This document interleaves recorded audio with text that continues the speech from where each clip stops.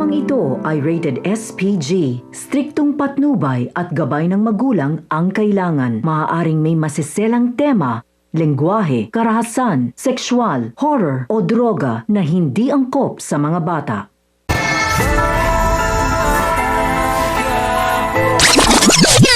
Ang mga dapat nating abangan sa FPJ's Batang Quiapo.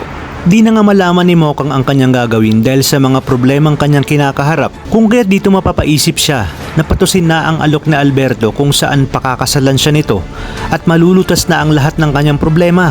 Ngunit naisip niya rin na hindi niya naman mahal ang taong pakakasalan niya at ibibigay niya lamang ang kanyang pagkababae sa taong tunay niyang mahal na di naman maikakailang si Tanggol.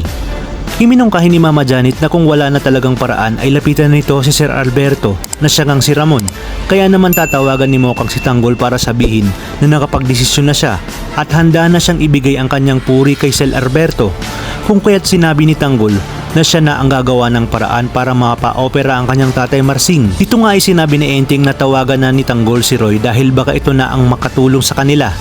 Maya-maya pa ay makakatanggap na ng tawag si Roy mula kay Tanggol.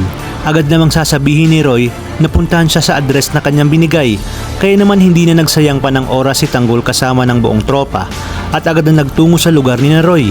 Hindi na nga nagpaligoy-ligoy pa si Roy at sinabi na magiging bodyguard siya ng Red Phoenix upang protektahan sila sa kung sino man ang makakabangga nila.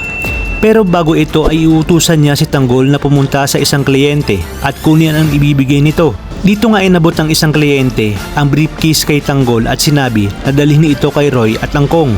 Sinabi ni Enteng na tingnan nila kung anong laman ng briefcase dahil baka droga na naman ito. Kaya naman nang binuksan nila ito ay laking gulat nila dahil sa punong-puno ito ng pera.